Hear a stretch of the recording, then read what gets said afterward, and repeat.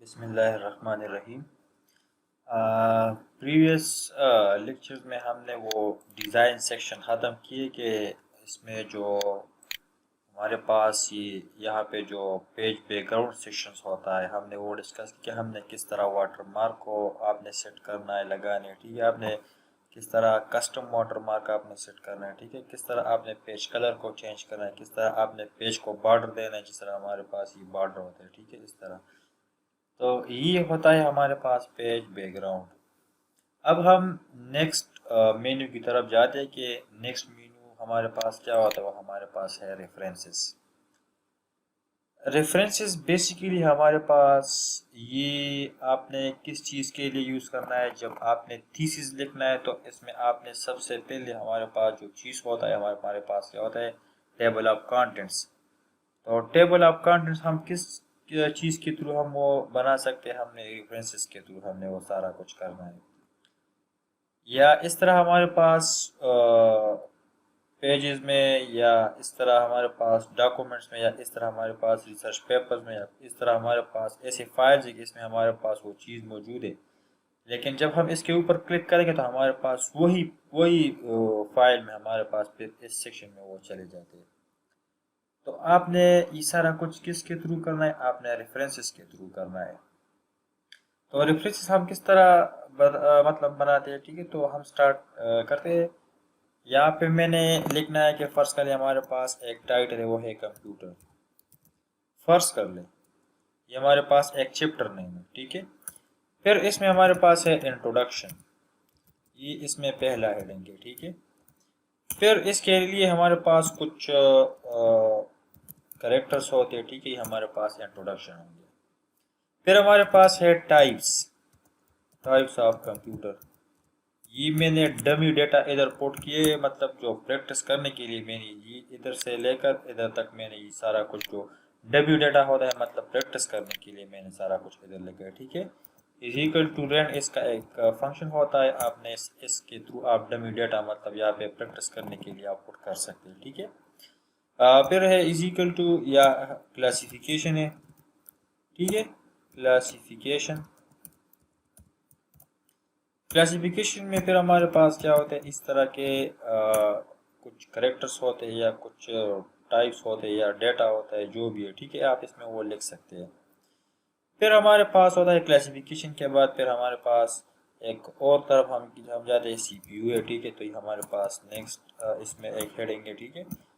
CPU के बाद फिर हमारे पास है फर्स्ट कर ले जो मेमोरी होता है, ठीक है। तो ये हमारे पास मेन हेडिंग्स होती है, ठीक है। तो आपने किस तरह इसके लिए आपने रेफरेंसेस सेट करना है, किस तरह इसके लिए आपने क्या टेबल ऑफ कंटेंट्स सेट करना है, ठीक है। तो ये अगर हम इस तरह एक एक कर दें इसके ऊपर काफ़ी टाइम लगता है और फिर हमारे पास इसमें वो एरर के चांसेस ज़्यादा है। आप इसमें वो गलत जगह पे आप इसका जो एड्रेस होता है वो आप पुट कर दें, ठीक है। तो हम वो डायरेक्ट रेफरेंसेस के थ्रू हम करेंगे, ठीक है।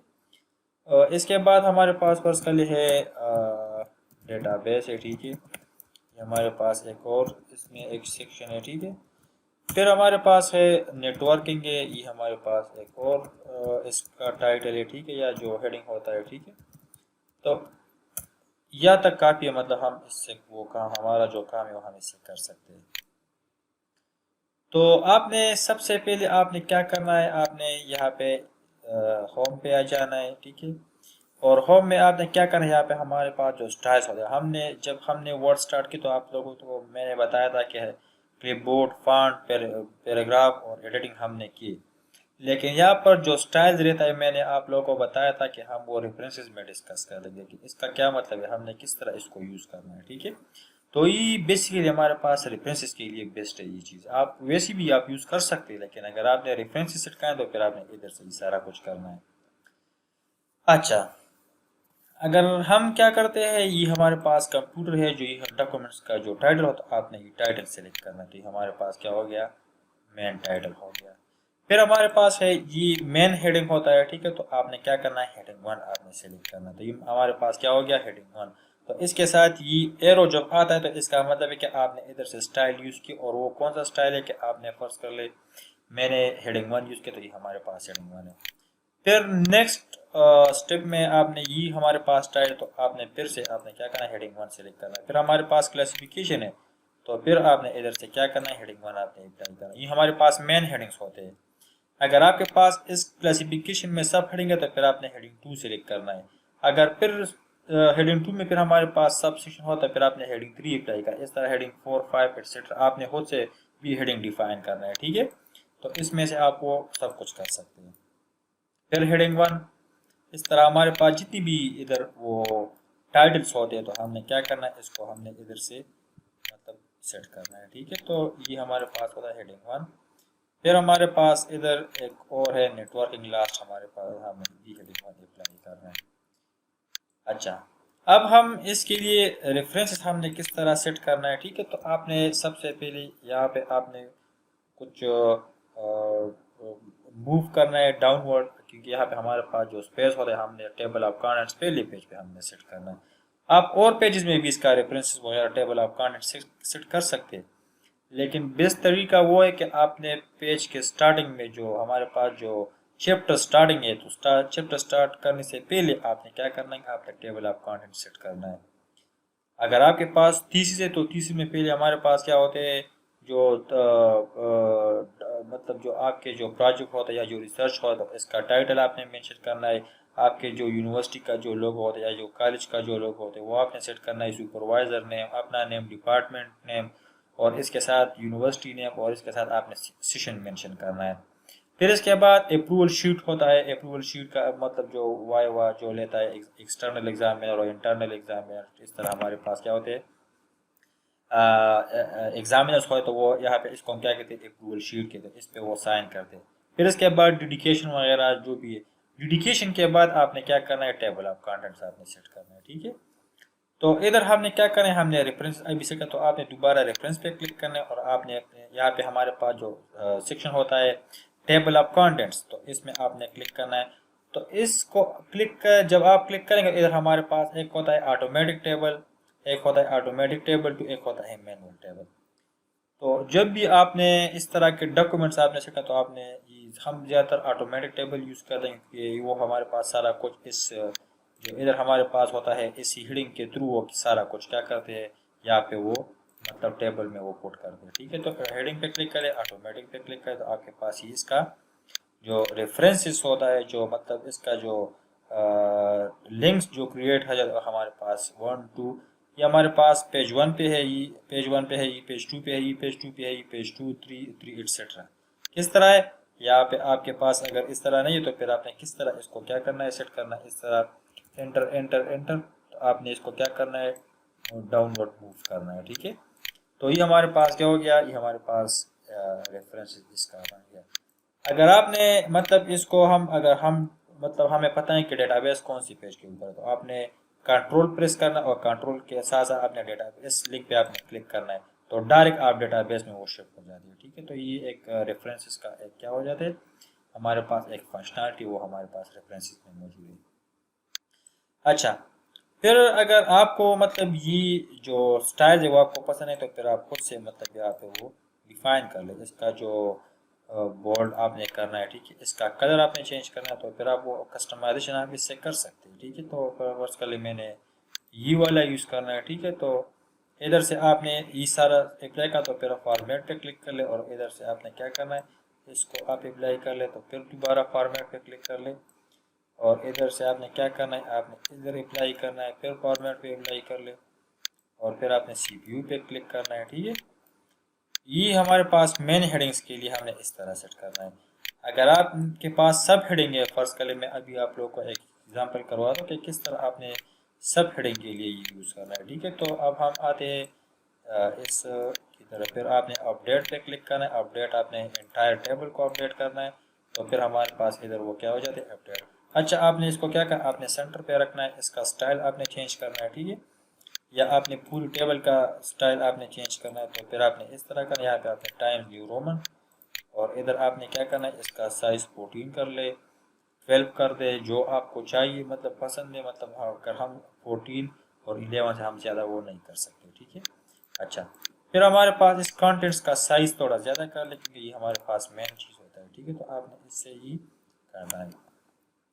अच्छा, अगर हम इसमें वो सब हेडिंग वगैरह करके फर्ज कर ले हमारे पास सीपीयू में या रैम में मेमोरी में हमारे पास एक वोलेटाइल मेमोरी होता है, एक होता है नॉन वोलेटाइल। तो आपने यहाँ पे कुछ सिलेक्शन करना है, ठीक है।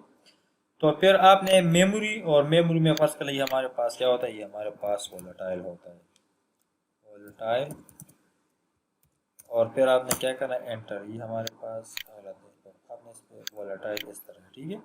और ये हमारे पास क्या होता है, ये हमारे पास नॉन वोलेटाइल है, नॉन वोलेटाइल। ये हमारे पास दो किस्म की मेमोरी होते हैं, ठीक है। तो आपने इसको क्या करना है, इसको सेलेक्ट कर, यहाँ पे आप हेडिंग 2 कर ले, क्योंकि ये हमारे पास सब हेडिंग होता है, किस चीज़ का, मेमोरी का सब हेडिंग है। तो आपने इस तरह करना है। और यहाँ पे भी आपने क्या करना है, हेडिंग 2 करना है। हमारे पास क्या हो गया, सब हेडिंग। इधर से आपने मतलब दूसरा फॉर्मेट आपने अप्लाई करना, तो फिर आप इधर से वो कर सकते हैं, ठीक है। इसको मतलब आपने सिर्फ रिप्रेजेंटेशन के लिए आपने चेंज करना है, ठीक है। बाकी वही चीज़ है हमारे पास, वो सब कुछ इसमें है। अच्छा, अगर यहाँ पे हमारे पास नेटवर्किंग है, तो नेटवर्किंग में हमारे पास फर्स्ट कर लिए हमारे पास क्या हो गया, ये हमारे पास है टाइप्स, टाइप्स ऑफ नेटवर्किंग। तो आपने इसको किस तरह, यहाँ पे आपने, ये हमारे पास हो गया टाइप्स। और टाइप्स में हमारे पास एक है, फर्स्ट कर ले, सबसे पहले हमारे पास क्या होता है, वो हमारे पास है लैन, ठीक है। फिर हमारे पास है मैन, फिर हमारे पास है वैन, ठीक है। तो इस तरह आपने क्या करना है, सारा कुछ सेलेक्ट करना है। तो टाइप्स ऑफ नेटवर्क में हमारे पास हेडिंग 2 हो गया, और इसका जो सब हेडिंग वो हमारे पास हेडिंग 3 है। इस तरह हमारे पास ये भी हेडिंग 3 है, इस तरह हमारे पास ये भी क्या हो जाते हैं, ये भी हमारे पास हेडिंग 3 है। तो इसी तरह आपने क्या करना है, सारा कुछ आपने सेट करना है। तो इसके ऊपर आप ये वाला अप्लाई कर ले, ठीक है, इसको बोल्ड कर दे। फिर आपने हेडिंग 3 के लिए आपने अलग कलर फर्स्ट कलर डिफाइन करें, आपको पता चलता है कि मेरे पास ये हेडिंग 3 है, ये हेडिंग 2 है, जो भी है, ठीक है। सिर्फ आपने यहाँ पे रिप्रेजेंटेशन के लिए आपने इसको सेट करना है।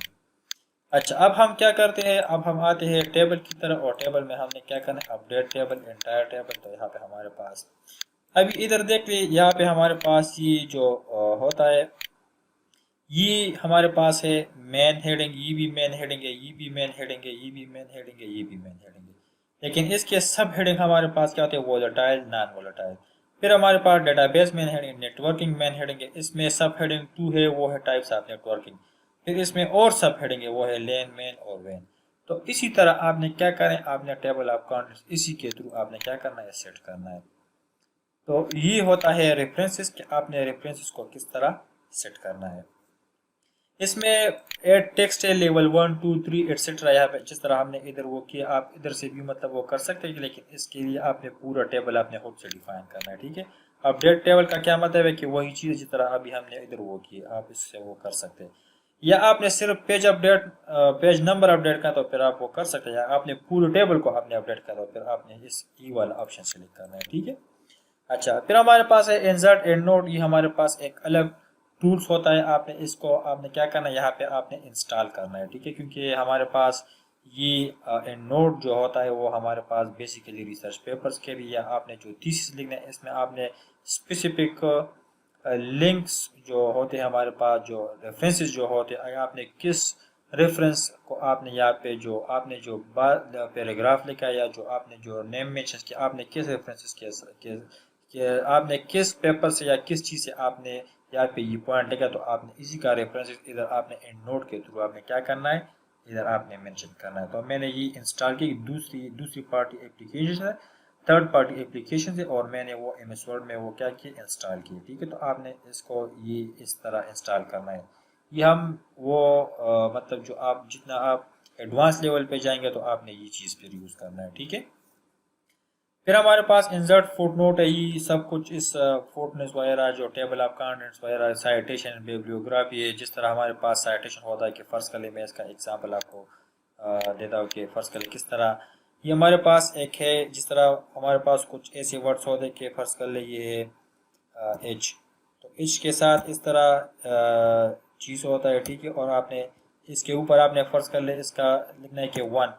ये हमारे पास को क्या होता है, साइट होता है, ठीक है। तो आपने इसको क्या करना है, ये हमारे पास साइटेशन इस तरह होता है, ठीक है। तो आपने इधर से वो सारा कुछ क्या करना है, आपने मेंशन करना है। तो ये चीज़ हमारे पास किस चीज़ में होता है, रेफरेंसेस में होता है। आपने सर्च करना है, वही एंड नोट है, कैप्शन है, ठीक है। तो आपने इमेज के साथ जो लिंकिंग करना है या क्रॉस रेफरेंस आपने करना है, ठीक है। इंसर्ट टेबल ऑफ फिगर्स, आपने यहाँ पे आपने जिस आपके पास जो डॉक्यूमेंट्स होता है इसमें कितने जो इमेजेस होते हैं, तो आपने हर यहाँ पे आपने इसके लिए अलग टेबल आपने क्या करना है, सेट करना है। उसको हम क्या कहते हैं, इंसर्ट टेबल ऑफ फिगर्स कहते हैं। आपने इसके लिए अलग डिफाइन करना है। इंसर्ट इंडेक्स है, मार्क एंट्री, ये आप लोग बहुत मतलब वो सर्च कर ले कि हमने किस तरह इसको क्या करना है। टेबल ऑफ अथॉरिटीज है, ये इसका क्या मतलब है, इंडेक्स का क्या मतलब है, कैप्शन। ये आप लोग का असाइनमेंट है कि आपने कैप्शन, इंडेक्स और टेबल ऑफ कंटेंट आपने ये सेक्शन खुद से अप्लाई करना है कि आप लोग सीख जाइए किस तरह हमने क्या करना है, ये चीज़ हमने इंसर्ट करना है। इस तरह नहीं कि बस मैं एक एक पॉइंट आप लोगों को करवाऊंगा और फिर आपने वो ट्राई करना, नहीं। आपने खुद से मतलब ये कैप्शन सेक्शन ट्राई कर ले, इंडेक्स ट्राई कर ले और टेबल ऑफ अथॉरिटीज ट्राई कर ले, क्योंकि ये आप लोगों का जो थीसिस का जो स्टेज होता है या जो रिसर्च पेपर का जो स्टेज होता है, इधर आपने ये चीज़ अप्लाई करना है, तो आपने ज़रूर ये चीज़ सीखनी है, ठीक है। तो आप खुद ही ट्राई कर ले। तो आज के लिए इतना काफ़ी है। नेक्स्ट लेक्चर में हम मेलिंग और रिव्यू करेंगे इंशाल्लाह। Thank you.